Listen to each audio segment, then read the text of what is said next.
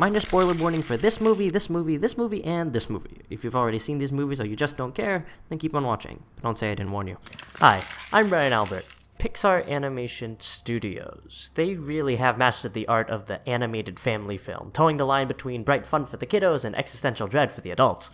I honestly can't think of an animation studio that has brought their A-game to the theaters so consistently, sort of, and in such a way that doesn't talk down to kids or takes them less seriously. I mean, you got hits like Finding Nemo, which was a lesson about parenting, and The Incredibles, which was about overcoming a midlife crisis, kid stuff. But both of these films, as well as the rest of Pixar's library, are able to tackle these mature topics while still making it fun and exciting for young children. I mean, it's not like the 8-year-olds who watch these movies could relate to Bob Parr's 40-year-old anxiety. But of all these movies, the ones that spoke to me the most were the ones directed by Pixar veteran and current Chief Creative Officer Pete Docter. Pete Docter is a self-described geeky kid from Minnesota who likes to draw cartoons. After a short stint at University of Minnesota studying philosophy and art, he transferred to the California Institute of the Arts to study animation. Having originally wanted to go to Disney, Docter ended up being the third animator hired at a small startup company you might have heard of called Pixar, at just 21 years old. Pixar was struggling, having just been bought out by Steve Jobs from Lucasfilms for $5 million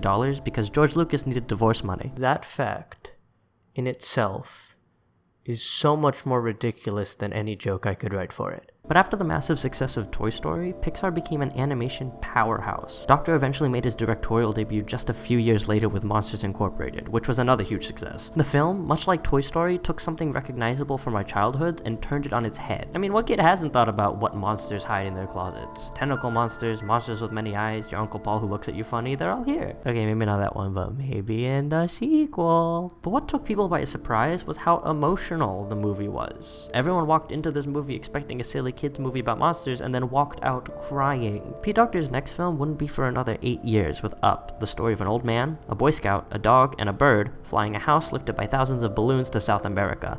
Relatable stuff. But honestly, it really was probably one of the most human movies Pixar had made so far, despite its weird, fantastical plot. Just like in Monsters, Inc., Pete Docter was able to bring so much heart to such a crazy concept. Everyone always talks about the first 10 minutes, but people never mention the part near the end when Carl opens up the adventure book and sees that Ellie had been filling it in for years and he realizes that life was the real adventure all along. Oh my gosh, my eyes, I'm not crying, you're crying. Another 8 years later, Pete Docter would release Inside Out, a kid's movie about child psychology, because at this point he was just trying to make us cry. I really do believe your enjoyment of a movie has a lot to do with your current circumstance when you're viewing it. I mean, imagine if I watched Inside Out and I wasn't depressed. But seriously, this movie went deep. And then you go to his most recent film, Soul, where he just goes all metaphysical and dives deep into the meaning of life. Where did this all come from?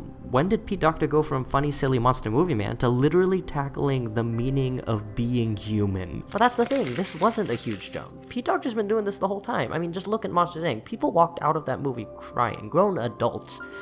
Why?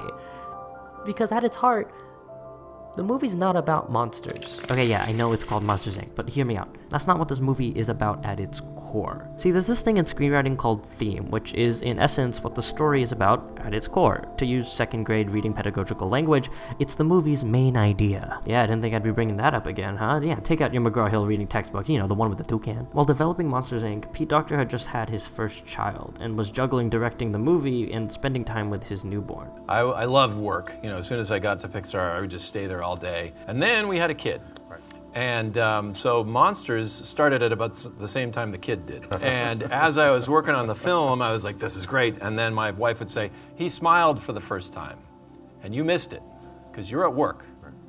And I was like, how do I make this go? Because I want to be in both places, but I can't. And that really is what became the story, the sort of emotional backbone of Monsters. Yeah, the movie's about monsters, but it's also about the connection parents have to their kids and all the messiness that comes with raising one. His next movie, Up, also had its own underlying themes. Pete Docter came up with the idea for Up after his experience directing Monsters, Inc. I'm not an extrovert, so nobody told me that as a director, all you do is go around and talk to people all day. And so most of the time, at the end of Monsters, I would want to crawl into my desk and just kind of rock in a fetal position for a while. And so the idea of escaping, of floating away, sounded really appealing. This idea of wanting to run away from your problems is relatable. Pete Docter is able to convey this basic idea of dealing with adversity, anxiety, and loss with something fantastical. He translates something mundane and small and relatable into something much bigger and grander. And of course the same goes for Inside Out, but in a slightly different direction. Here, Docter presents the relatable experience of growing up and the value of sadness through abstract worlds and characters. And finally, that brings us to Soul, which is the pinnacle example of Docter's storytelling. Soul is a beautiful illustration of how the little things in life make life worth living. It's a message that has been iterated again and again to the point of it being stale, but Docter makes it hit home so hard in a way that doesn't feel cheesy or forced. He does this mostly just by showing it, not just going right out and saying it. It's that level of earnest, down-to-earth storytelling that makes Pixar so special, and Pete Docter nails it every single time. Okay, that was a lot, I know, but after all of this rambling, why does this all matter? Well, Pete Docter's movies taught me 3 things. 1, write what you know. This doesn't just mean write things you've experienced, but specifically the things that scare you. Another Pixar director, Dan Scanlon, said it best in his episode of the documentary Inside Pixar on Disney Plus, not sponsored. It's the experiences that make you uncomfortable that are the stories worth telling. Docter struggled with work-life balance, and that turned into Monsters, Inc. He wanted to fly away from his problems, and that turned into Up. He realized the value sadness had in his life, and that turned into Inside Out. Don't just write what you know, write what you've learned. What are you giving the audience to take home? And that always kind of puzzled me at first, but as we talked about it, I realized what he meant was, okay, there's all the fun of bright colors and movement, but what the next day or in 2 months are people going to think about that is in your film? And usually that comes down to something, either a life truth, something that you've experienced in your own life, or something that is really emotional. Those are the things that really mean something to you. So on every film that I've worked on, you know, we're always digging for something like that, something that's really going to matter to people. The more particular and specific you are in the storytelling, the more generally it applies. Right. If you try to generalize, then nobody really gets anything. But if you're very specific and personal about it, it seems to resonate more. 2. Write the stories you want to watch. If you don't write what you find entertaining, then who else is gonna find it entertaining? Up, Inside Out, and Soul were all fantastical high-concept premises that people were skeptical about. Would families and young children be interested in these premises? But sure enough, they were all highly successful. If you believe in the story you're writing and you write with honesty, then there's gotta be someone out there who'd like it too. 3. There is beauty in the mundane.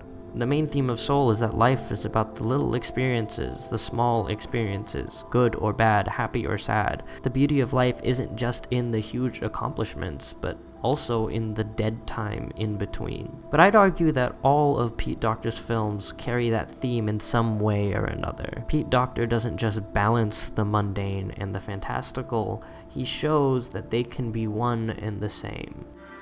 Adventure is out there! I highly recommend that you look into Pete Docter's filmmaking philosophy some more. I'll link to some videos that I used to research for this video in the doobly-doo down below. I highly recommend that you watch them. The thing about Pete Docter's movies is that they inspire me to live my life. They inspire me to experience stories so that I can tell stories. And now that I've moved across the country to pursue an animation career with that idea, that lesson in mind, I'm not scared. In fact, I'm excited because I know that adventure is out there. Take care of yourselves. I'll see you next time.